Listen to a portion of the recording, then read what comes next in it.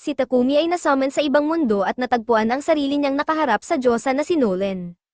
Ngunit ang unang bagay na ginawa ng Diyosa ay ang humingi ng taus-pusong tawad sa kanya, dahil ito ay isang malaking pagkakamali. Ipinaliwanag niya na kapag ang summon ng spell ay na-activate, random itong pumipili ng grupo ng mga talunan mula sa Earth upang maging Isekai'd. Pero ang buhay ni Takumi ay maayos naman at hindi siya dapat kasama sa mga nasummon. Gayunpaman, nagkaroon ng error, kaya siya ay nadamay at nadrag papunta sa mundo kasama ng iba pang nasummon.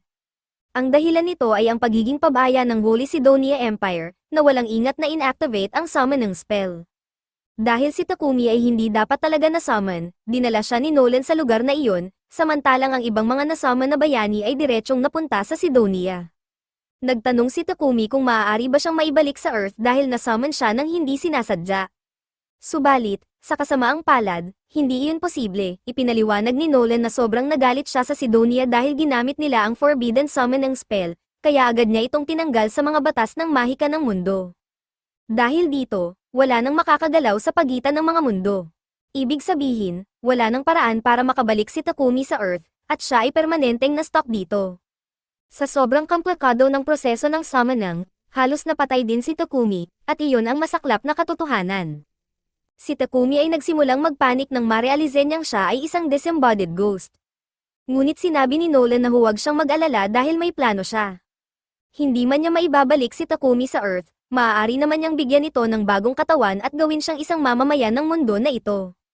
Bilang paghingi ng paumanhin, dahil bahagi rin ito ng kanyang pagkakamali, inalok niya si Takumi ng kanyang basbas upang mas mapadali ang kanyang buhay sa bagong mundo. Wala namang masyadong pagpipilian si Takumi, kaya pumayag na lang siyang muling isilang sa mundo.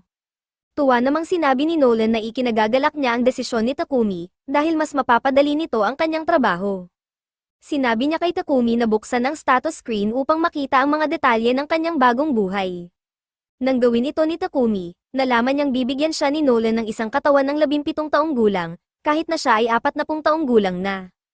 Sinabi ni Nolan na huwag na siyang mag-alala tungkol sa mga maliliit na detalye, dahil mas mahalagang pumili muna siya ng kanyang trabaho. Ipinaliwanag ni Nolan na mayroong dalawang pangunahing kategorya ng mga trabaho. Kung gusto ni Takumi ng trabaho na nakasentro sa combat, maaari siyang pumili ng swordsman, knight, o hunter. Pero kung hindi ito ang kanyang interes, maaari naman niyang piliin ang mga production jobs tulad ng panday o alchemista. Ayaw ni Takumi ang ideya na kailangang makipaglaban, kaya pinili niya na lang ang isang production job. Matapos iyon, inimplant ni Nolan ang napiling trabaho sa kaluluwa ni Takumi kasabay ng maraming bonus blessings. Agad niya itong pinadala sa mundo, ngunit ganap niyang nakalimutang bigyan si Takumi ng tutorial. Si Takumi ay nag-crash landing sa gitna ng isang kagubatan. Matapos siyang makabangon mula sa lupa, napansin niya ang kanyang refleksyon sa ilog at na-realize na tuluyan na siyang naging ibang tao, wala na rin ang kanyang aura. Sa halip na magreklamo, nagpasya siyang tanggapin ang kanyang bagong buhay at sinimulang tingnan ang bag na iniwan ni Nolan para sa kanya upang makita kung ano ang laman nito. Sa loob ng bag, nakakita siya ng mga food rations at kaunting pera, kaya hindi na niya kailangang mag-alala tungkol sa gutom sa ngayon. Binuksan din niya ang kanyang status screen, at doon niya nakita na talagang sinigurado ni Nolan na handa siya sa bagong mundo. Binigyan siya ng mga kapaki-pakinabang na skills, at mayroon pa siyang elemental magic. Dahil dito, nagpasya siyang subukan ito kaagad upang makita kung magagamit niya talaga ang mahika. Binuksan niya ang kanyang kamay at tinawag ang spell na water ball, at sa isang iglap, nabuo ang isang bola ng tubig sa kanyang kamay. Sinubukan din niya ang iba pang mga elemento, at tulad ng tubig, madali rin niyang nagamit ang mga ito sa unang subok. Ngayon na nalaman niya kung paano gumagana ang kanyang mahika, sinimulan niyang isipin ang kanyang susunod na hakbang. Nagdesisyon siyang magtungo sa pinakamalapit na nayon. Habang naglalakad, napansin ni Takumi ang isang patpat sa gitna ng daan. Mukhang kakaiba ito kaya ginamit niya ang kanyang appraisal skill upang i-scan ito. Napag-alaman niyang ito ay gawa sa Trentwood, na nakuha mula sa isang Trent monster. Napakahalaga ng kahoy na ito para sa paggawa ng mga bagay tulad ng magic staves at spears. Nagpasya si Takumi na subukan ang kanyang modeling skill at ginamit ito sa Trentwood upang makagawa ng sibat. Dahil napakahusay ng kahoy para sa ganitong uri ng crafting, naisipan niyang maghanap pa ng iba pang kapaki-pakinabang na halaman sa paligid. Sa kanyang paghahanap, nakakita siya ng napakaraming uri ng halaman, kaya ginugol niya ang susunod na oras sa pag-aani ng mga ito. Ngunit nang matapos siya, Napagtanto niyang hindi magkasya ang lahat ng ito sa kanyang bag, kaya mukhang kailangan niyang iwan ang karamihan. Bigla niyang naalala na may item box skill siya, kaya ginamit niya ito upang maimbak ang lahat ng halaman na nakuha niya. Habang inaayos ang mga ito, bigla niyang narinig ang isang sigaw. Ilang sandali pa, isang maliit na batang babae ang tumakbo mula sa mga palumpong at humingi ng tulong sa kanya. Sinabi ng bata na may halimaw na humahabol sa kanya. Nang tumingin si Takumi upang makita kung anong uri ng halimaw iyon, tumambad sa kanya ang isang napakalaking horned rabbit. Ang kuneho ay agad na umatake at muntik nang matuhog si Takumi, ngunit sa huling segundo, siya ay natakot at aksidenteng natusok ang ulo ng kuneho gamit ang kanyang sibat. Ang resulta, napatay niya ito ng agad-agad, gulat na gulat si Takumi na, bilang isang baguhan, nagawa niyang talunin ang ganoong klase ng halimaw. Inakala niyang ito ay dahil sa basbas ni Nolan, pero ang totoo, ito ay simpleng damlak lamang. Dahil sa laban, nakatanggap si Takumi ng job title na warrior, ngunit hindi niya ikinatuwa ito dahil ang layunin niya ay iwasan ang pakikipaglaban. Gayunpaman, hindi iyon ang mahalaga sa ngayon, kailangan pa niyang siguraduhin kung ligtas ang maliit na batang babae. Sinabi ni Molly na maayos lang siya at ipinaliwanag na lumabas siya upang mamites ng mga halamang gamot ngunit aksidenteng napalayo siya sa Board Village, dahilan upang siya ay maatake. Nang marinig ito ni Takumi, na-excite siya at tinanong kung maaari ba siyang sumama sa kanya pabalik sa nayon. Sumang-ayon si Molly at sinabi na siya ang magpapakita ng daan. Ngunit bago sila umalis, tinanong ni Molly kung balak ni Takumi dalhin ang kuneho, dahil napakasarap daw ng karne nito. Napagtanto ni Takumi na sayang kung iiwan lang ito, kaya inilagay niya ang kuneho sa kanyang item box. Ngunit agad niyang napansin na ginawa niya ito sa harap ni Molly, kahit na plano niyang itago ang kanyang item box skill.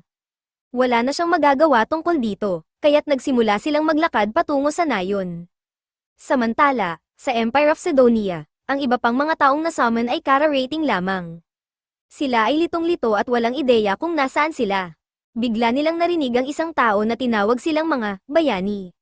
Lumapit ang isang babae at sinabi sa kanila na hindi na sila nasa kanilang orihinal na mundo at sila ay nasummon upang gamitin ang kanilang kapangyarihan bilang mga bayani upang iligtas ang mundong ito. Ipinakilala niya ang sarili bilang si Elizabeth, ang Empress ng Sidonia Empire. Ngunit sa unang tingin pa lang sa kanyang mukha, napansin ng mga bata na may kakaiba sa kanya. Bigla, isang unique skill ang nag-activate, mukhang binigyan ni Nolan ang isa sa kanila ng Blessing of Revelation, kung saan kung susundin niya ang kanyang pakiramdam, natural siyang makakarating sa tamang sagot. Sa sandaling iyon, naramdaman niya na si Elizabeth ay hindi mapagkakatiwalaan, isang traidor. Samantala, si Takumi ay nakarating na sa Board Village. Lumabas ang mga magulang ni Molly upang pasalamatan siya sa pagligtas sa kanilang anak. Ipinakilala ng ama ni Molly ang sarili bilang si Banga, at ang kanyang asawa bilang si Martha. Pinuri nila si Takumi bilang isang responsableng manlalakbay na naglakbay ng mag-isa. Sa pagkakataong iyon, tinanong ni Takumi kung maaari ba siyang manatili sa nayon pansamantala dahil wala siyang ibang mapupuntahan. Malugod naman siyang tinanggap ng mag-asawa, ngunit ipinaliwanag nila na wala silang in sa nayon, kaya wala siyang matutuluyan. Subalit, iminungkahi nila na maaari silang magtayo ng bahay para sa kanya. Ang buong nayon ay nagtipon sa isang bakanteng lote upang simulan ang paggawa. Nagpasya si Takumi na maging kapaki-pakinabang kaya ginamit niya ang kanyang earth magic upang patagin ang lupa para sa pundasyon ng bahay. Ito ang unang pagkakataon na gumamit siya ng mahika sa ganitong kalawak na saklaw, kaya halos maubusan siya ng mana at muntik ng himatayin. Namangha ang mga taga-nayon na nagawa niyang gamitin ang earth magic ng ganoon kadali. Tinanong ni Takumi kung sa tingin nila ay may ginawa siyang kakaiba, ngunit sinabi nilang huwag siyang mag-alala. Dahil inayos na niya ang pundasyon, ang iba ay nagsimula ng magtipon at mag-assemble ng bahay para sa kanya. Kinabukasan, tapos na ang bahay ni Takumi, salamat sa kanyang carpentry, blacksmithing, at sewing skills, nakagawa siya ng maganda at maayos na mga kasangkapan para sa sarili niya. Ngunit may isa pang bagay, matagal nang gustong subukan ni Takumi ang kanyang alchemy, kaya nang makakuha siya ng mga ore mula sa village blacksmith na si Boron, nagdesisyon siyang subukan ito. Mayroon siyang iron ore, silver ore, copper ore, at kahit magic iron ore. Sinimulan niya sa iron ore at sinubukang gawing iron ingot. Karaniwan, mangangailangan ito ng malaking pugon at maraming oras ng trabaho, ngunit gamit ang kanyang alchemy, nagawa niya ito ng sabay-sabay. Gayunpaman, malaki ang naubos sa kanyang mana sa proseso. Matagumpay ang unang subok ni Takumi sa ore extraction, kaya't nasabik siyang magpatuloy at mag-extract ng marami pang ore para magamit niya sa hinaharap. Ilang oras ang lumipas, at dumalaw si Molly sa bahay ni Takumi upang dalhan siya ng hapunan. Pagbukas niya ng pinto, nagulat siya nang makita si Takumi na nakahandusay sa sahig at mukhang naubos na ang lakas. Napasobra si Takumi sa ore extraction at muntik nang mamatay dahil sa mana depletion. Agad namang binigyan ni na Martha at Banga si Takumi ng recovery potion, kaya maayos na siya ngayon.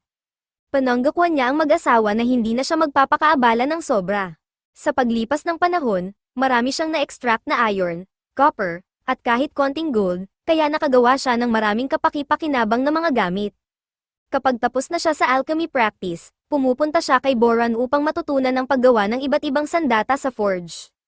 Isa sa mga sandatang ginawa nila ay sobrang ganda ng resulta, at sa oras na matapos ni Boran ang sheath, magiging kumpleto na ito. Sa puntong ito, umabot na sa level 40 ang blacksmithing skill ni Takumi, kaya naisip niyang magpahinga muna at subukan ng ibang bagay. Pumunta siya kay Banga upang humiram ng ilang potions. Bagaman basic lamang ang mga ito, sinabi ni Takumi na ayos lang dahil gagamitin niya ang mga iyon bilang template para makagawa ng sarili niyang potions gamit ang mga halamang nakuha niya sa kagubatan. Masaya si Banga na suportahan siya, kaya inalok niyang bilhin ang mga potion na magagawa ni Takumi sa unang batch nito. Matapos makuha ang basic potion, gumawa si Takumi ng sarili niyang bersyon gamit ang H-cup leaves at tubig. Nang matapos ito, inilagay niya sa isang glass jar para may kumpara sa potion ni Banga. Parehong kulay asul ang mga ito, ngunit ang ginawa ni Takumi ay mas matingkad na asul at tila may bahid ng mahika. Hindi siya sigurado kung tagumpay iyon o hindi, kaya't kailangan niyang subukan ito mismo upang matiyak na hindi ito nakakasama. Ayaw niyang malason, kaya't napagpasyahan niyang sanayin ang kanyang katawan sa lason. Kinain niya ang potion hanggang sa halos mamatay siya, at saka ginamit ang healing magic upang gumaling.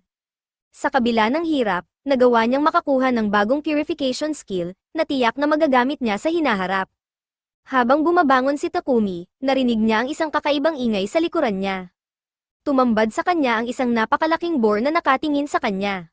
Maliwanag na hindi ito pala kaibigan, kaya't kinuha ni Takumi ang kanyang sibat at naghanda sa depensa. Ngunit nang umatake ang boar at ginamit niya ang sibat, agad itong nabasag, na iniwang hindi nasaktan ang boar at walang sandata si Takumi. Sinubukan niyang gamitin ang lahat ng mahika na kaya niya, ngunit wala ni isa ang nakasakit sa boar. Habang unti-unting nababalot ng takot, napansin niya ang isang poison spider sa likod niya, at mukhang handa na rin itong umatake. Si Takumi ay tuluyang na-corner, ngunit sa halip na siya ang atakihin, ang poison spider ay umatake sa boar, dahilan upang magkamali ito ng direksyon at hindi tamaan si Takumi. Gayunpaman, patuloy pa rin ang boar sa pagsugod sa kanya, kaya kailangan niyang makaisip ng paraan ng mabilis. Hindi nagtagumpay ang lahat ng kanyang pisikal na atake, ngunit mayroon pang isang bagay na hindi pa niya nasusubukan. Habang muling sumusugod ang boar, tumalon si Takumi sa ere at sa mismong sandali ng contact, ginamit niya ang kanyang alchemy skill sa ulo ng boar upang i-break down ito. Dahil sa mabilis na pag-iisip, nagawa niyang makaligtas. Nang sa wakas ay ligtas na siya, naisipan niyang tingnan ang spider na tumulong sa kanya. Ang spider ay nasa masamang kalagayan matapos tamaan ng boar, kaya't nagdesisyon siyang gamutin ito upang hindi ito mamatay. Pagkatapos niyang gamutin ang spider, tumayo na siya upang bumalik sa nayon. Ngunit bigla siyang nakatanggap ng isang notification na nagsasabing matagumpay niyang na-tame ang spider. Hindi niya inaasahan na posible pala ang mag-tame ng isang spider, kaya't nag-aalangan siyang dalhin ito pabalik dahil ang spider ay itinuturing na isang mapanganib na halimaw. Gayunpaman, tumingin ang spider sa kanya gamit ang cutesy eyes, kaya't napagpasyahan niyang tanggapin ito bilang kanyang alaga. Para gawing opisyal, pinangalanan niya itong Maple.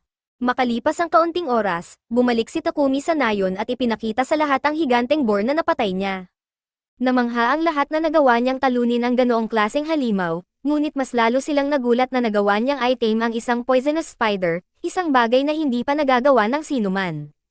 Bukod dito, iminungkahi ni Takumi na hati-hatiin nila ang boar dahil hindi niya ito kayang ubusin mag-isa. Kinagabihan, nagdaos ang nayon ng isang malaking salo-salo bilang parangal kay Takumi. Habang lahat ay nag-e-enjoy, lumapit si Banga sa kanya dala ang mga mahahalagang parte ng boar at sinabing maaari niya itong ibenta para sa pera kung pupunta siya sa pinakamalapit na lungsod, ang Bolten. Dahil dito, nagpa siya si Takumi na ang susunod niyang destinasyon ay ang Bolten. Samantala, Si Goddess Nolan ay tahimik na pinapanood si Takumi at masayang-masaya siya sa progreso nito. Tinanong siya ng isa sa kanyang mga kapwa-diyosa kung ano ang layunin niya sa pagbibigay ng espesyal na atensyon kay Takumi. Binigyan niya ito ng espesyal na katawan, espesyal na basbas, at higit pa rito, isinugo niya si Takumi isang buong taon sa nakaraan, bago pa man ay activate ng Sidonia ang summon ng spell na nagdala sa kanya sa mundong ito. Sinabi ni Nolan na wala naman siyang partikular na dahilan para sa ginagawa niya. Ginagawa lang niya ang sa tingin niya ay tama. Isang umaga, nagising si Takumi na nakatali sa kama, at agad niyang nalaman na si Maple ang may kagagawan nito. Humingi ng paumanhin si Maple, ipinaliwanag niya na masyado nang abala si Takumi nitong mga nakaraang araw, at nalulungkot siya dahil hindi niya ito nakakasama. Napagtanto ni Takumi na napakaabala niya sa trabaho kaya halos wala na siyang oras para kay Maple. Kaya nagdesisyon siyang magpahinga sa trabaho para sa araw na iyon at maglaro kasama si Maple, na labis namang ikinatuwa nito. Biglang pumasok si Martha upang dalhan si Takumi ng tanghalian. Napansin niya ang kakaibang nangyayari sa pagitan ni Takumi at Maple, ngunit siniguro ni Takumi na hindi ito tulad ng iniisip niya. Tinanggap ni Martha ang paliwanag niya, ngunit napansin niya na ang silk na ginawa ni Maple ay mukhang napakaganda. Dahil dito, plano niyang kumuha ng maraming spider silk mula kay Maple. Kinahapunan, matagumpay na nakagawa si Martha ng isang spider silk shirt, at lahat ng kababaihan sa nayon ay sobrang humanga sa texture ng tela. Hindi inaasahan ni Takumi na ang spider silk ay isang napakainit na kalakal. Ipinaliwanag ng mga kababaihan na ang spider silk ay isang luxury item na kadalasan ay mga maharlika lamang ang nakakabili. Nakiusap si Martha kay Maple na gumawa pa ng mas maraming tela, kaya sinimulan ni Maple ang paggawa nito. Gayunpaman, matatagalan ito, kaya hindi na muna siya makakapaglaro kasama si Takumi. Medyo nadismaya si Takumi dahil umaasa siyang makakapag-spend ng oras kay Maple, ngunit alam niyang marami pa siyang kailangang gawin, kaya hindi na siya masyadong nagdamdam. Lumipas ang halos isang buwan mula nang dumating si Takumi sa nayon. Plano niyang pumunta sa lungsod ng Seoul upang pag-aralan ang kanyang alchemy, ngunit nahihirapan siyang magpaalam sa mga taga-nayon matapos ang dami ng oras na ginugol niya kasama sila. Pumunta siya kay Boran sa forge upang ipagpatuloy ang kanyang blacksmithing practice. Hindi nagtagal, nakagawa sila ng isang chest plate na perpektong sukat kay Takumi, pati na rin ng steel toe boots. Sinabi ni Boran na magiging kapaki-pakinabang ang mga boots kung sakaling kailangan niyang manipan ng kung ano, ngunit nilinaw ni Takumi na wala siyang balak lumaban, dahil gusto lang naman niyang maging isang alchemist. Biglang dumating si Banga at natuwa nang makita niyang kumpleto na ang armor ni Takumi. Bagamat malulungkot sila sa pag-alis nito, alam nilang hindi siya maaaring manatili sa nayon kung nais niyang palawakin ang kanyang negosyo. Kailangan niyang pumunta sa lungsod kung saan mas marami siyang maibebenta at makakakuha ng maasahang supply ng materyales. Sinabi ni Banga na darating ang isang mangangalakal mula sa Bolton sa loob ng ilang araw, at inayos niya ang pagsakay ni Takumi kasama nito pabalik sa lungsod. Bagamat malungkot sila sa kanyang pag-alis, alam nilang ito ang pinakamahusay na desisyon para sa kanya. Sinabihan nila si Takumi na simulang ihanda ang kanyang mga gamit. Nagpasalamat si Takumi sa lahat ng tulong nila at nagsimulang bumalik sa kanyang bahay upang mag-empake. Habang naglalakad, nasalubong niya si Martha na may dalang balde ng karne. Tinanong niya kung ano ang ginagawa nito, kaya ipinaliwanag ni Martha na papunta siya upang itapon ang mga laman loob ng isang horned rabbit na nahuli ni Banga. Ayon kay Martha, ang mga laman loob ng kuneho ang pinakamasarap na bahagi nito, ngunit kailangan itong maproseso ng maayos upang matanggal ang mga sakit at parasite. Ipinaliwanag ni Martha na ang nayon ay walang kagamitan para maayos na maproseso ang laman loob ng horned rabbit, kaya kailangan niyang itapon ito upang walang magkasakit. Ngunit sinabi ni Takumi na hindi na iyon kailangan dahil kaya niyang linisin ang karne gamit ang kanyang purification magic. Yumuko si Takumi at ginamit ang mahika upang gawing ligtas kainin ang laman loob sa balde.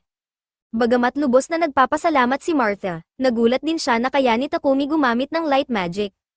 Sinabi ni Martha kay Takumi na mas mabuting itago niya ang kakayahang ito kapag umalis na siya sa nayon. Napakakaunti ng mga tao sa mundong ito na marunong gumamit ng light magic, kaya kung malalaman ng iba, maaaring makaakit ito ng hindi kanais-nais na atensyon. Sinabi ni Takumi na iingatan niyang huwag ipahayag ang kanyang kakayahan.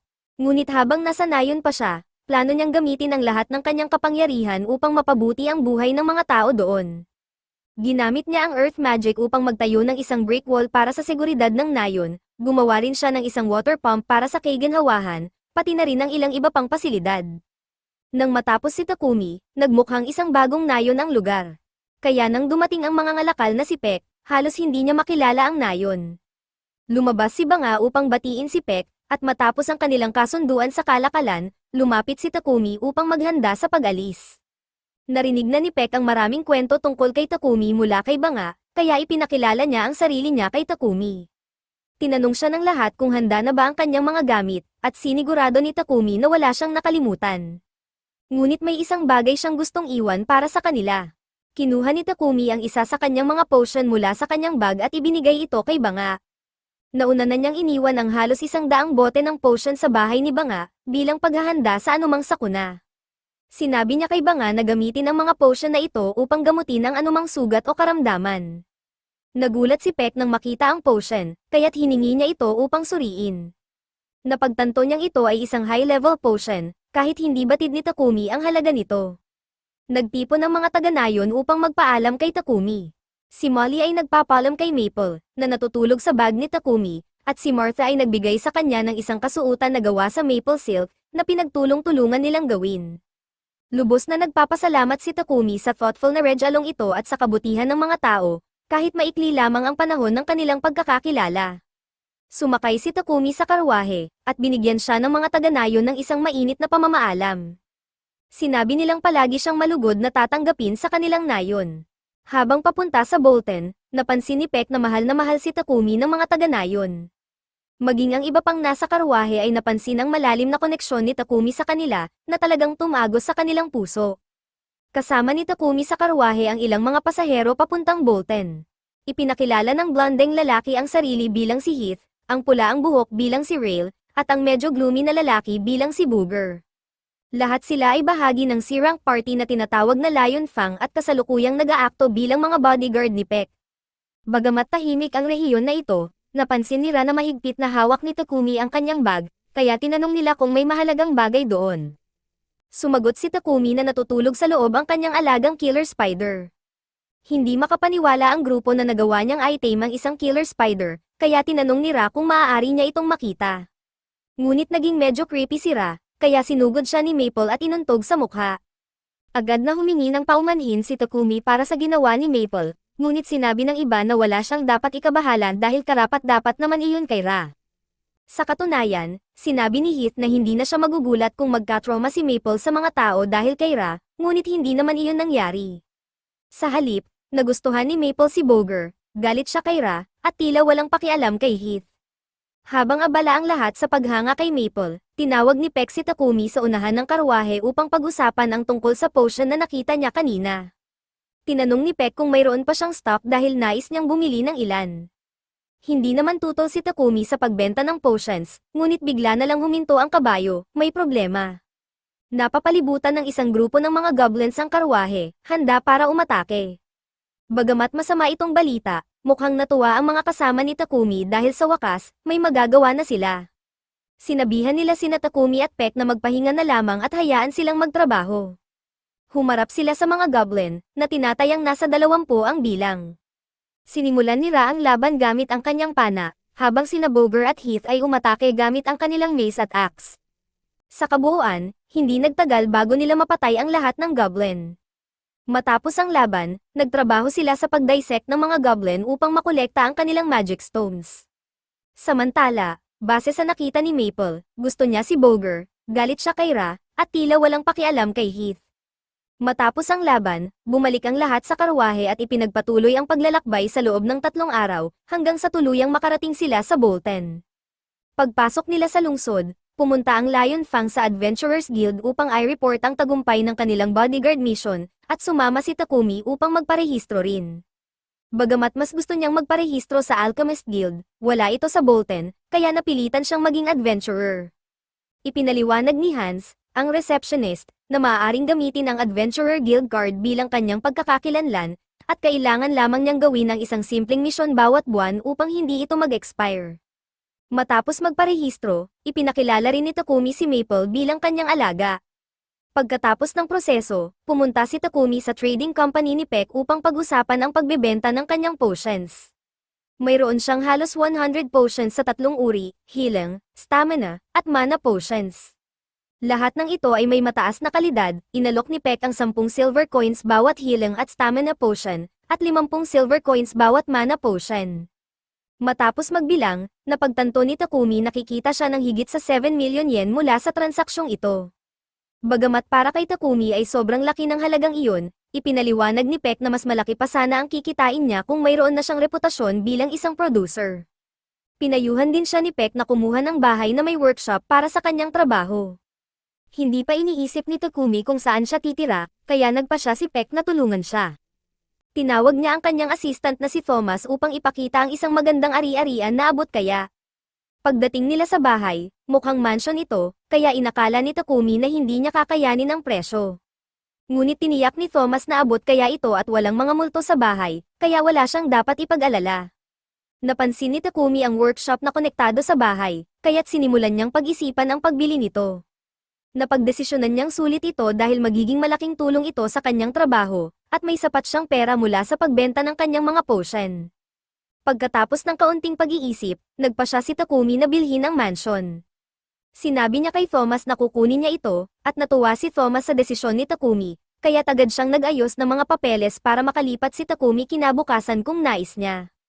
Habang naglalakad sila sa mga kalye ng lungsod, napansin ni Takumi ang masangsang na amoy sa hangin. Alam ni Thomas na naabala si Takumi, kaya ipinaliwanag niya na ang amoy ay nagmumula sa sewers ng lungsod.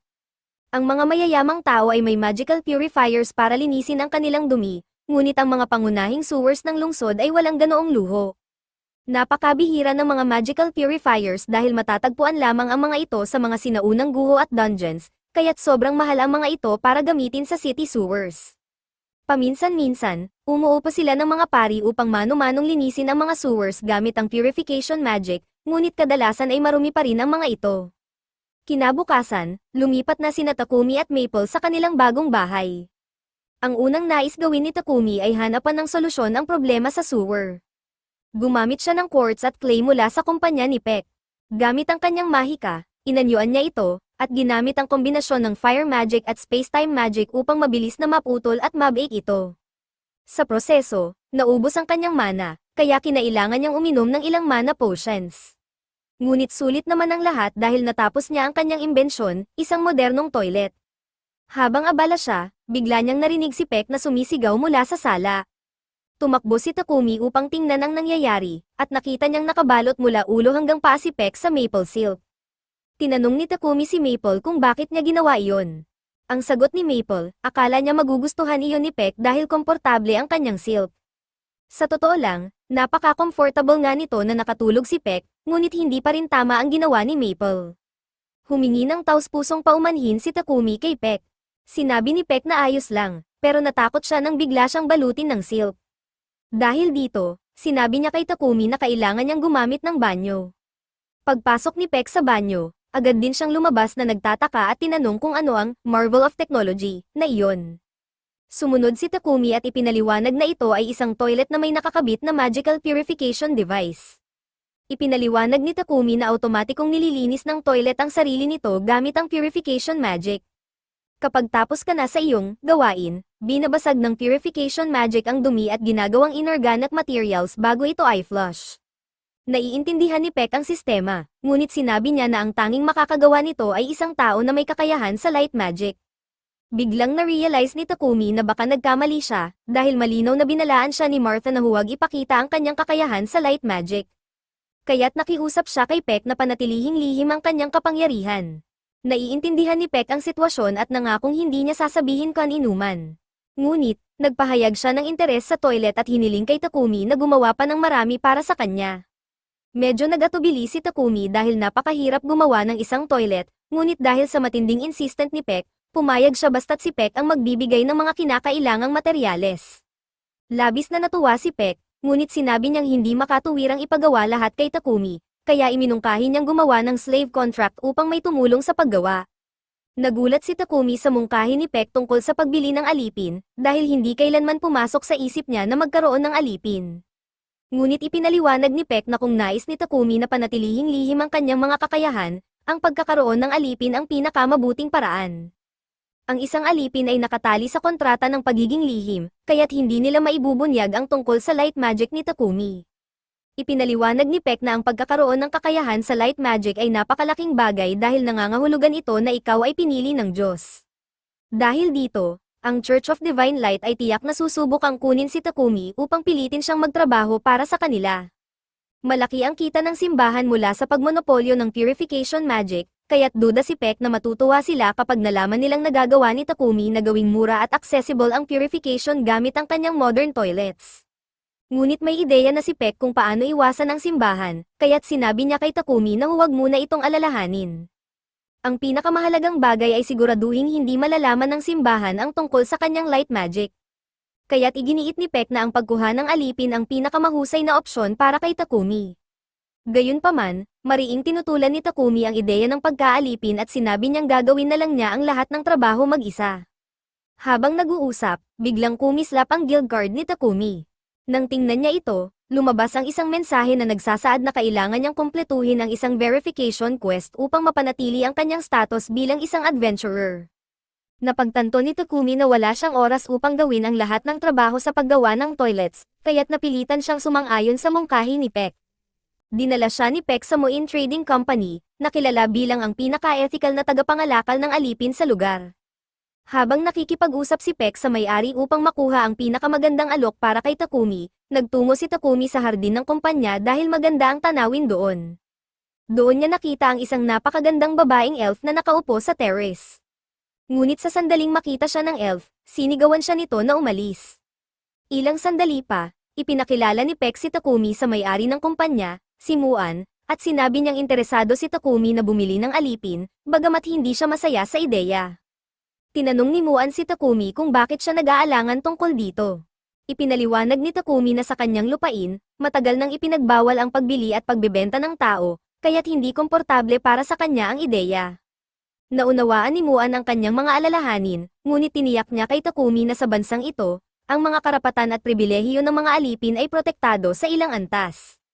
Ipinaliwanag niya ang sistema, ang may-ari ay nangangakong igagalang ang pangunahing karapatan ng alipin, tulad ng pagbibigay ng pagkain, damit, at tirahan. Sa kabilang banda, ang alipin ay nangangakong tuparin ang kanilang mga tungkulin na malinaw na nakasaad sa kontrata. Bukod dito, sinabi ni Muan na ang kontrata ay may probisyon na pumipigil sa alinmang panig, may-ari o alipin, na magdulot ng nakamamatay na pinsala sa isa't isa. Nalugod si Takumi nang malaman ito, dahil parang karaniwang trabaho lang ito na may mga patakaran. Ipinaliwanag pa ni Muan na may iba't ibang uri ng slave contracts. Ang mga tao na naging alipin dahil sa utang ay nagtatrabaho hanggang mabayaran nila ang kanilang pagkakautang. Ang iba namang kontrata ay permanente, kadalasang ibinibigay sa mga kriminal o mga taong bihag sa digmaan bilang alternatibo sa kamatayan. Gayunpaman, karamihan sa mga slave contracts ay nagmumula sa mga taong ilegal na pinilit ng mga bandits na maging alipin. Sa opinyon ni Peck, ang pinakaangkop na alipin para kay Takumi ay isang war slave, dahil hindi sila maaaring palayain ng walang pahintulot ng kanilang master. Bagamat maaaring ayusin iyon ni Muan, tinanong niya kung bakit kailangang tiyakin na hindi kailanman makakaalis ang alipin. Sinimulang ipaliwanag ni Peck kung gaano kahusay si Takumi sa paggawa ng mga bagay at kung paano niya nais na protektahan ang kanyang mga lihim, ngunit nais ni Muan marinig ang paliwanag mula kay Takumi mismo. Ipinaliwanag ni Takumi na bilang isang producer, nais niyang mag-focus sa kanyang trabaho hanggat maaari. Ngunit mahirap gawin iyon dahil kailangan din niyang tuparin ang mga quests mula sa Adventurers Guild. Dahil siya ay nakatira sa isang mansion, kailangan niya ng isang tao na makakatulong sa pamamahala nito habang siya ay abala sa trabaho. Dahil sa kanyang mga partikular na kakayahan, nais niyang tiyakin na hindi maaaring ibunyag ng alipin ang anumang impormasyon tungkol sa kanya.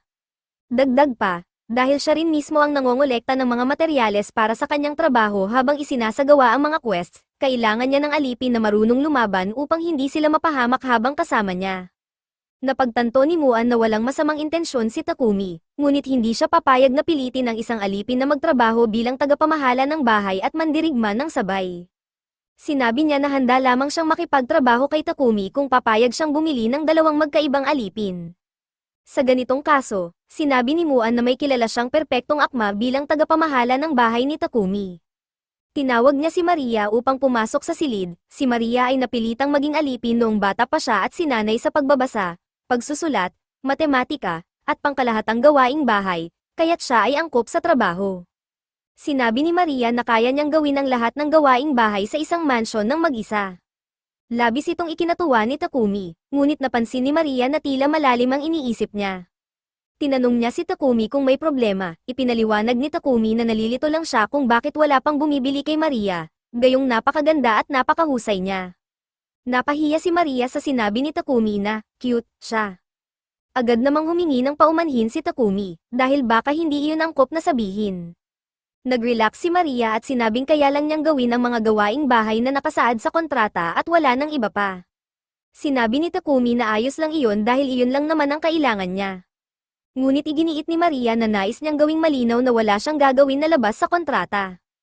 Hindi maunawaan ni Takumi kung bakit ito pinapanto ng husto ni Maria, dahil malinaw namang ipinaliwanag ni Muan kung paano gumagana ang mga kontrata. Ngunit bigla na lang sinabi ni Maria na hindi siya maaaring matulog kasama si Takumi. Parehong napahiya si Takumi at Maria, ngunit siniguro ni Takumi kay Maria na talagang gusto lang niya siya bilang isang tagapamahala ng bahay, hindi bilang isang meatkeeper. Pagkatapos nito, tinanong ni Takumi si Maria kung nais pa rin ba niyang magpatuloy sa kontrata, at sinabi ni Maria na masaya siyang magtrabaho para sa kanya. Nang maayos na ang lahat, sinabi ni Muan na sisimulan na niya ang paggawa ng kontrata para kay Maria. Gayunpaman, pagdating sa battle servant, sinabi niya na sa kasamaang palad ay wala siyang kilalang akma sa hinihingi ni Takumi. Narinig ito ni Maria at agad siyang tumutol, sinasabing naroroon pa rin si Sofia, ngunit hindi natuwa si Muan na tinawag siyang sinungaling.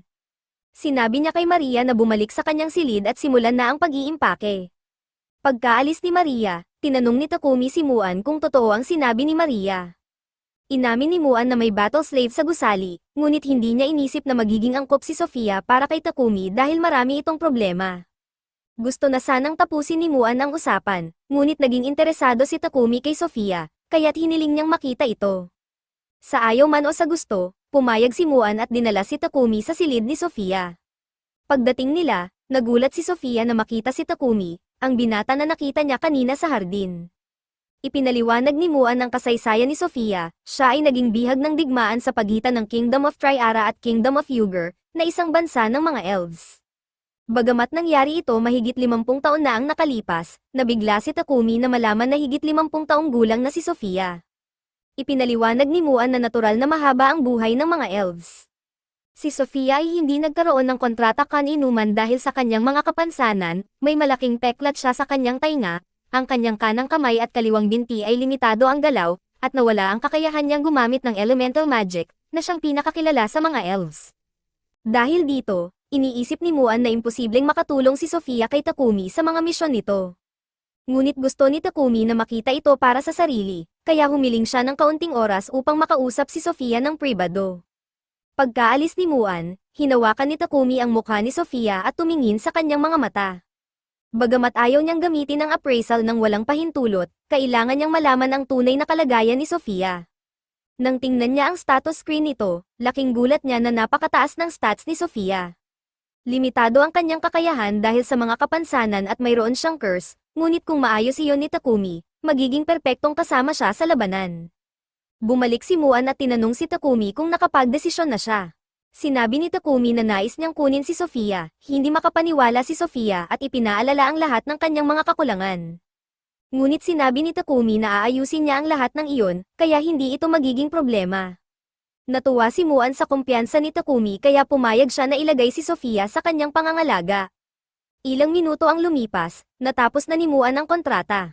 Ang huling hakbang ay ang pagpapatibay nito, ginamit ni Muan ang mahika upang atali sila sa mga tuntunin ng kontrata, at sa sandaling natapos, opisyal nang naging mga alipin ni Takumi sina Maria at Sofia.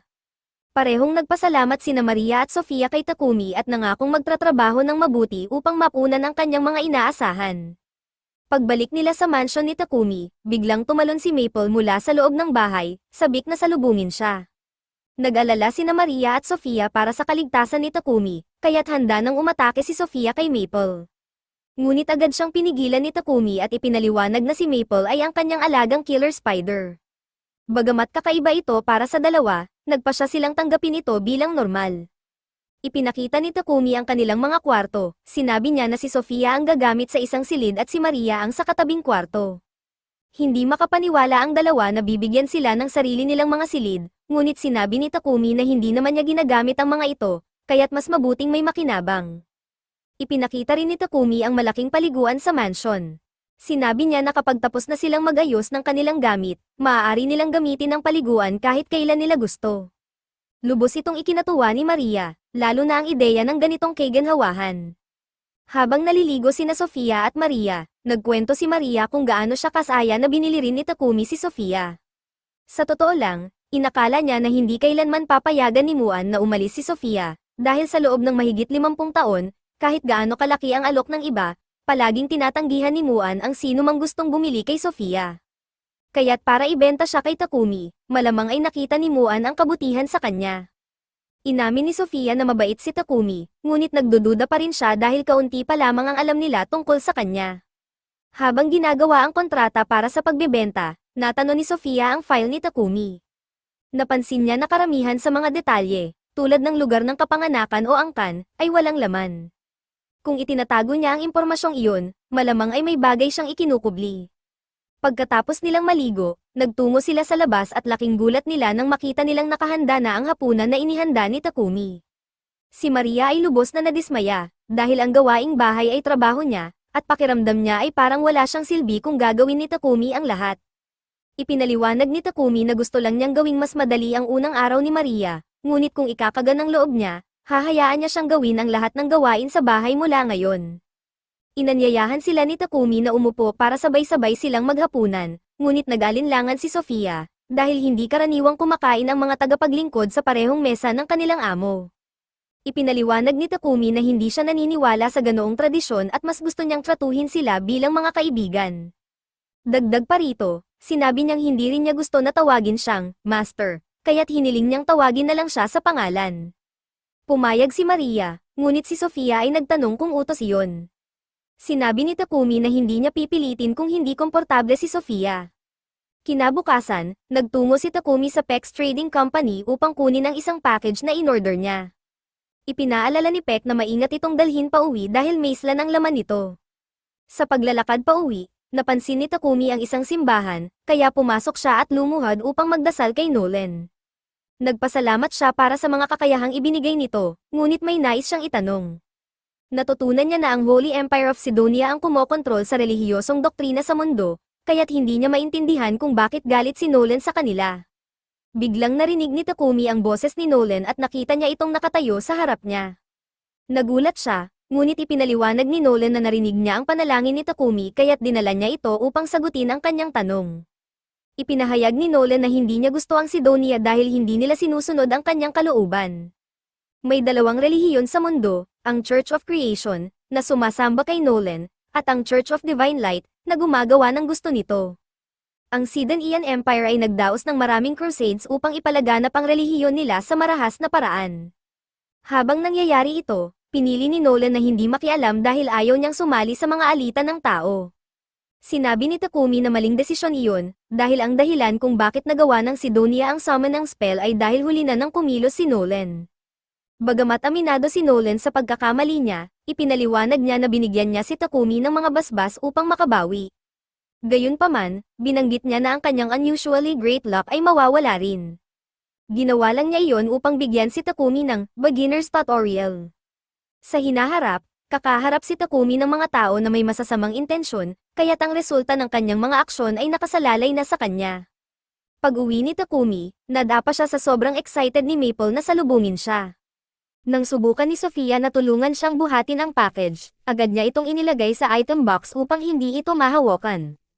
Nagtungo si Takumi sa kanyang workshop upang magtrabaho, ngunit sumunod si Sofia dahil napansin niyang ang package ay nakabalot ng high-grade magical wrapping paper, na karaniwang ginagamit para sa mga mapanganib na bagay.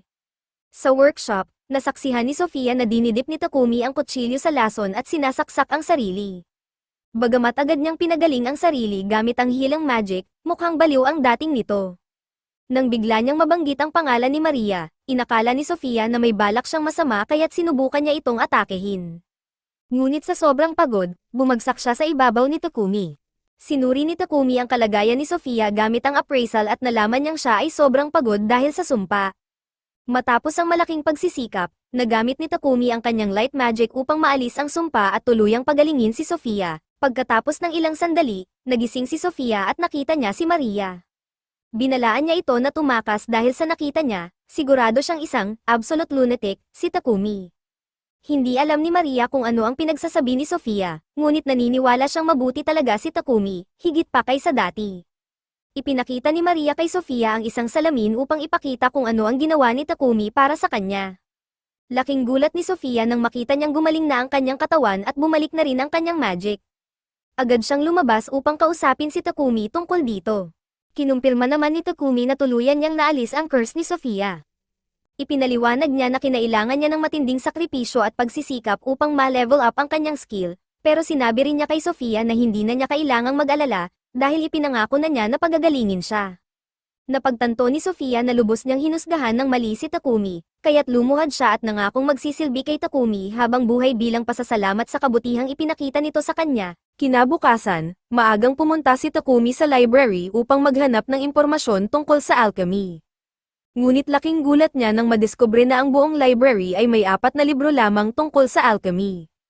Nalilito si Takumi at iniisip kung bakit hindi sikat ang alchemy, gayong napakasimple lang naman itong intindihin.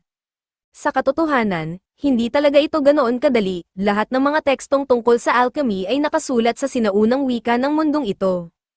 Ang tanging dahilan kung bakit nauunawaan ni Takumi ang nakasulat dito ay dahil sa biyayang ibinigay ni Nolan sa kanya, isang pagpapala na nagpapahintulot sa kanya na maunawaan ang bawat wika sa mundong ito. Sa bandang hapon, natapos ni Takumi, Maria, at Sofia ang paggawa ng maraming toilets.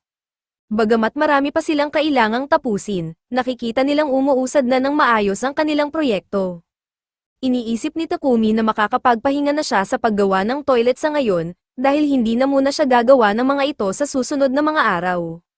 Tinanong ni Maria si Takumi kung ano ang plano nito, at sumagot si Takumi na balak niyang maglakbay sa malapit na hinaharap. Partikular niyang nais maghanap ng mga bagong alchemy ingredients, at habang ginagawa ito, gusto rin niyang makita ang mga natatanging tanawin ng mundong ito at mag-explore ng ilang mga ruins sa daan. Nakaplano na rin siyang isama si Sofia bilang kanyang bodyguard, kaya kailangan niyang hilingin kay Maria na manatili sa mansion upang mag-alaga nito habang siya ay wala. Gayunpaman, hindi natuwa si Maria sa ideyang iyon, nagtanong siya kay Takumi kung maaari ba siyang sumama sa paglalakbay, ngunit sinabi ni Takumi na hindi iyon magandang ideya dahil tiyak na magiging mapanganib ang biyahe. Bukod dito, ang pangunahing dahilan kung bakit niya inupahan si Maria ay upang mag-alaga ng mansion, kaya mawawala ang layunin kung isasama niya ito. Naiintindihan ni Maria ang punto ni Takumi, ngunit ang ideya na maiiwang mag-isa sa mansion ay nagpapalungkot sa kanya, kaya nakiusap siya kay Takumi na pag-isipang muli ang desisyon. Naramdaman ni Takumi ang guilt sa pag-iwan kay Maria ng mag-isa, ngunit bago siya gumawa ng desisyon, may kailangan muna siyang suriin. Hinawakan niya ang mukha ni Maria at ginamit ang appraisal upang tingnan ang kanyang mga stats. Sa kanyang gulat, lumabas na medyo stacked si Maria. Hindi naman siya overpowered, ngunit sapat ang kakayahan niya upang ipagtanggol ang sarili sa laban. Dahil dito, pumayag si Takumi na isama si Maria sa paglalakbay, basta't sigurado siya na kaya niya ang hamon. Sinabi ni Sofia na handa siyang turuan si Maria kung paano gumamit ng magic at lumaban upang maging handa ito sa anumang banta. Gustong-gusto ni Takumi ang ideyang iyon, kaya hiniling niya kay Sofia na sanayin silang dalawa, siya at si Maria. Dahil napagdesisyonang sasama si Maria sa expedition, naisip ni Takumi na panahon na upang magsimula ng paggawa ng kagamitan para sa kanilang lahat. Bilang panimula, tinanong niya si Sofia kung anong uri ng sandata ang gusto niya. Walang alinlangan, nagsimulang maglista si Sofia ng buong arsenal ng mga sandata na gusto niya, na hindi nakakagulat dahil isa siyang bihasang mandirigma. Si Maria, sa kabilang banda, ay walang gaanong kaalaman tungkol sa mga sandata, ngunit nagkaroon siya ng kaunting pagsasanay sa paggamit ng maikling espada mula kay Mulan. Kaya sinabi niya kay Takumi na sapat na para sa kanya ang isang pares ng battle knives. Gayunpaman, itinuro ni Sofia na ang pagkakaroon lamang ng battle knives ay maglalagay kay Maria sa alanganin pagdating sa abot ng laban, kaya iminungkahi niyang kumuha rin si Maria ng spear. Hindi marunong gumamit ng spear si Maria, kaya inalok ni Sofia na bigyan siya ng mabilis na pagsasanay upang maipakita ang mga pangunahing kaalaman.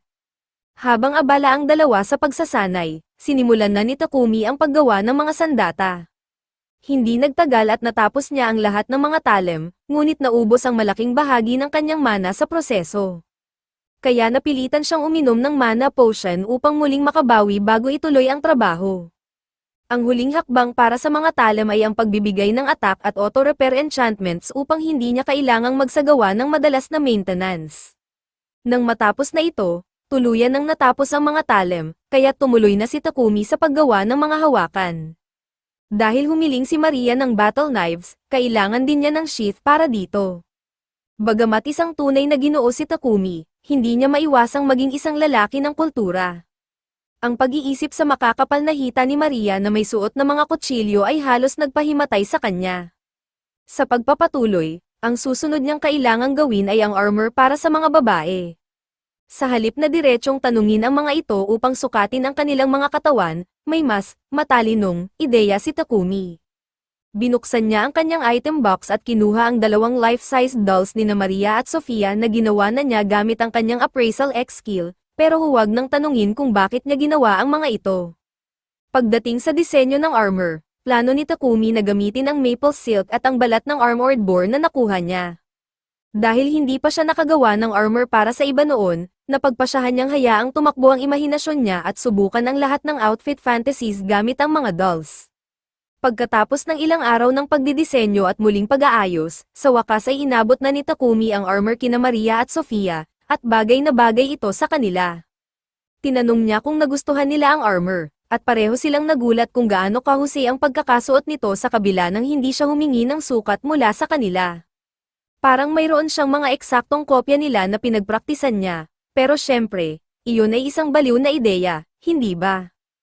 Agad na binago ni Takumi ang usapan bago pa sila maghinala, at tinanong kung ano ang masasabi nila tungkol sa mga sandatang ginawa niya para sa kanila. Kinuha ni Sofia ang espada na ginawa ni Takumi at sinabi niyang perpekto ang pakiramdam nito. Ganon din si Maria habang sinusubukan ang kanyang battle knives, at lubos siyang nagpapasalamat sa mga kagamitan na ginawa ni Takumi para sa kanya. May isa pang bagay na ginawa ni Takumi para sa kanila, kaya kinuha niya ang ilang rings mula sa kanyang bag at sinabi na makakatulong ang mga ito sa kanilang magic casting. Tinanggap ni Sofia at Maria ang mga singsing, ngunit sinabi nilang medyo nahihiya sila dahil baka naging sobrang abala si Takumi sa paggawa nito. Ipinaliwanag ni Takumi na nakakapagod nga ang proseso, pero nakatulong ito upang mapa-level up niya ang kanyang ice at lightning magic, kaya sulit naman ang hirap. Matapos subukan ang lahat ng kagamitan, nagtungo ang tatlo sa guild dahil kailangan ni Takumi na irehistro sina Maria at Sofia bilang mga adventurers. Dahil unang beses nilang magparehistro, binigyan sina Maria at Sofia ng H rank. Habang naroon si Takumi, pinaalala sa kanya ng receptionist na kailangan niyang kumpletuhin kahit isang quest upang mapanatili ang kanyang status bilang isang adventurer. Kaya't pumunta si Takumi sa novice board upang maghanap ng mga angkop na quests. Umaasa siyang makapili ng HOG rank quest upang hindi masyadong mahirap ang trabaho, ngunit iminungkahi ni Sofia na mas mabuti kung pipili siya ng mas mataas na difficulty quest upang mabilis siyang makapagtaas ng ranggo. Habang abala si Takumi sa paghahanap, may ilang mga bastos na lalaki na narinig ang usapan at nilate siya dahil siya ay isang H-rank. Pinilit nilang takutin si Takumi, iniisip na mapapatakbo nila ito at may iwan sina Maria at Sofia para sa kanilang kalokohan. Sinabi nilang sila ay mga D-rank, at imposibleng makayanan ni Takumi ang lahat ng ito ng sabay-sabay. Wala rin daw silang problema sa pambubugbog ng kung sino mang random na tao para lang sa katuwaan. Galit na galit si Maria at muntik nang sumugod upang bigyan ng leksyon ang mga lalaking iyon, ngunit pinigilan siya ni Takumi. Sinabi niyang siya na ang bahala, bagamat takot na takot siya, alam niyang hindi niya maaaring balewalain ang pambabastos na ginawa ng mga ito hindi lang sa kanya kundi lalo na sa kanyang mga kaibigan. Hindi siya maaaring umatras, na insulto ang mga D-rank adventurers sa lakas ng loob ng isang H-rank noob kagaya ni Takumi na akala nila ay kaya silang labanan. Ang lalaking may malaking tiyan ay sumubok suntukin si Takumi gamit ang lahat ng kanyang lakas, at hinayaan lang ito ni Takumi na mangyari. Ngunit ang nagdusa sa huli ay ang D-ranked adventurer, dahil nabali ang kanyang kamay sa stunt na iyon. Bigla namang dumating ang guildmaster, si Barak, na mukhang galit na galit at nagtanong kung ano ang nangyari dahil mahigpit na ipinagbabawal ang pakikipaglaban sa loob ng guild. Sa una, inakala ni Barak na si Takumi ang may kasalanan sa gulo, lalo't si Takumi ay walang gallows habang ang isa naman ay may bali sa braso. Pero mabilis na ipinaliwanag ni Maria na wala namang kasalanan si Takumi. Sinang-ayunan din ito ng receptionist, na nagsabi na ang tanging ginawa ni Takumi ay tanggapin ang suntok sa kanyang mukha. Gayunpaman, nais pa rin ng guildmaster na alamin ang buong katotohanan. Pinataboy muna niya ang lalaking may malaking tiyan, at inimbitahan si Takumi at ang kanyang grupo sa kanyang opisina para magtanong. Sa tingin ni Barack, malinaw na depensa lang ang ginawa ni Takumi, ngunit gusto niyang malaman kung paano niya iyon nagawa. Medyo hindi komportable si Takumi na ibunyag ang personal na impormasyon tungkol sa kanyang mga kakayahan, pero tiniyak ng guildmaster na mananatiling kumpidensyal ang lahat. Sa puntong iyon, ipinaliwanag ni Takumi na noong sinusubukan siyang suntukin ng lalaki, mabilis niyang binuksan ang kanyang item box at kumuha ng uling. Ginamit niya ang uling upang balutan ang kanyang itaas na katawan para sa depensa, at pagkatapos ay synthesize ito sa diamond, kaya't nang tumama ang suntok, nabasag ang kamay ng lalaki habang si Takumi naman ay walang gasgas. Habang pinag-uusapan nila ito, iminungkahi ng guildmaster na i-promote si Takumi sa D-rank. Malinaw na may kakayahan si Takumi para dito, at kung tataas ang kanyang ranggo, hindi na siya basta-basta gagalawin ng mga walang modo na tulad ng nakaraang lalaki. Gayunpaman, pakiramdam ni Takumi na hindi tama na automatikong ma-promote siya. Kaya't iminungkahi ni Sofia na subukan nilang kumpletuhin ang ilang mahihirap na quests upang mapatunayan ang kanilang kakayahan. Pumayag naman si Takumi sa ideya, ang kanilang bagong misyon ay ang exterminating goblins and kobolds at mangolekta ng merle herbs. Pumunta sila sa kagubatan upang simulan ang kanilang gawain. Si Maple, ang kanilang scout, ay nagbigay babala na may paparating na grupo ng 4 na goblins. Si Sofia ang unang sumugod at tinapos ang 2 goblins sa isang mabilis na atake. Ang natitirang 2 naman ay natapilok sa bitag na nilagay ni Maple. Nang bumagsak ang mga ito, mabilis silang tinapos ni Maria at Takumi sa pamamagitan ng pagtusok sa kanilang mga leeg. Natutuwa si Takumi sa maayos nilang koordinasyon laban sa mga halimaw, pero napansin niyang napakaraming halimaw ang kanilang nakakasagupa. Nakapatay na sila ng halos 100 goblins at kobolds, kaya't sinabi ni Sofia na maaaring may monster encampment malapit doon. Kung totoo ito, posibleng mayroon din dong Goblin General. Ang Goblin General ay isang C-rank monster na karaniwang nangangailangan ng 5 D-rank parties upang talunin.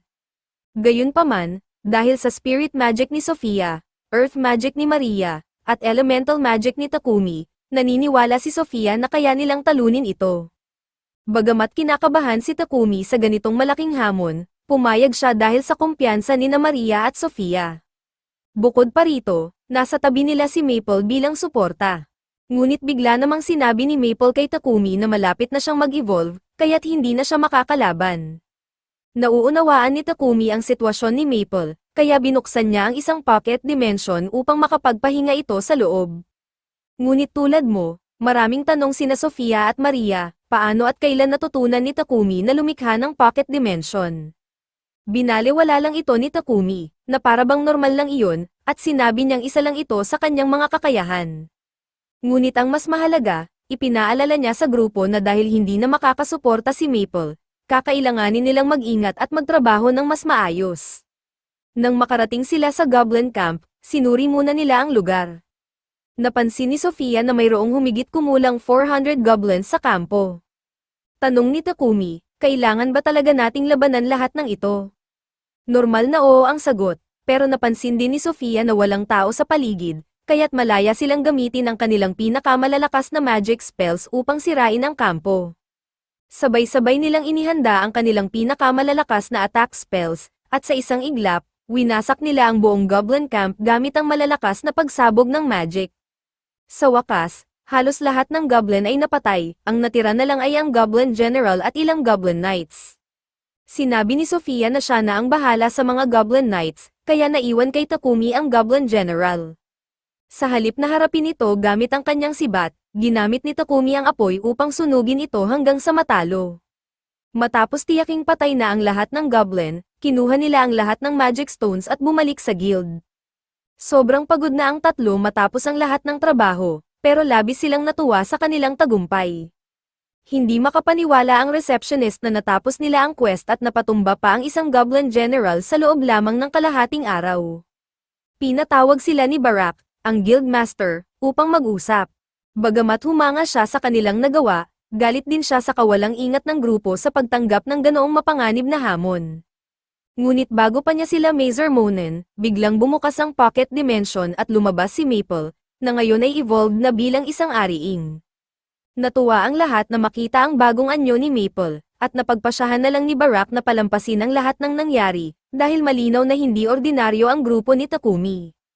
Pagbalik sa mansion, tinanong ni Maria si Takumi kung mayroon siyang ekstrang tela dahil gusto niyang gumawa ng underwear para sa sarili at kay Sofia. Ngunit may mas magandang ideya si Takumi para sa design, kaya inalok niyang siya na ang gagawa nito. Bigla namang lumabas muli si Maple mula sa pocket dimension at sinabing naroon si Papak upang kausapin si Takumi. Nalaman ni Takumi mula kay Papak na gusto siyang makausap ng Lord of Bolton, si Marcus Godwin. Bagamat nais niyang iwasan ang pagkikita, wala siyang magawa kundi sumunod. Nang dumating siya sa kastilyo ni Godwin, mabuti na lang at mabait ito. Una pa lang ay pinasalamatan na si Takumi para sa mga toilets na ginawa niya, na labis na nakatulong sa sanitation ng bayan. Pinasalamatan din siya nito sa pagbuwag sa Goblin Encampment, na maaring naging malaking problema kung hinayaan lang. Pero binalaan siya ni Godwin na mag-ingat, dahil tiyak na magpapadala ng tao ang stone niya upang harapin siya balang araw. Pagkalipas ng ilang araw, natapos din sa wakas ni Takumi ang paggawa ng underwear para kina Sofia at Maria. Napakahirap nito, at kitang-kita sa kanyang hitsura na ubos na ang kanyang enerhiya. Labis namang natuwa sina Maria at Sofia sa disenyo, at sinabing gustong-gusto nila ito. Nang wala sa sarili, tinanong ni Takumi kung gusto nilang subukan ito agad upang makita kung tama ang sukat, ngunit agad niyang napagtanto ang hindi kanais-nais na kahulugan ng kanyang sinabi at mabilis na tumakbo palabas ng silid dahil sa kahihiyan. Samantala, medyo nadismaya sina Maria at Sofia, dahil handa naman talaga silang subukan ito kung nagpaiwan si Takumi. Ito ang pagtatapos ng episode 4, mag-subscribe para hindi ma-miss ang susunod na bahagi.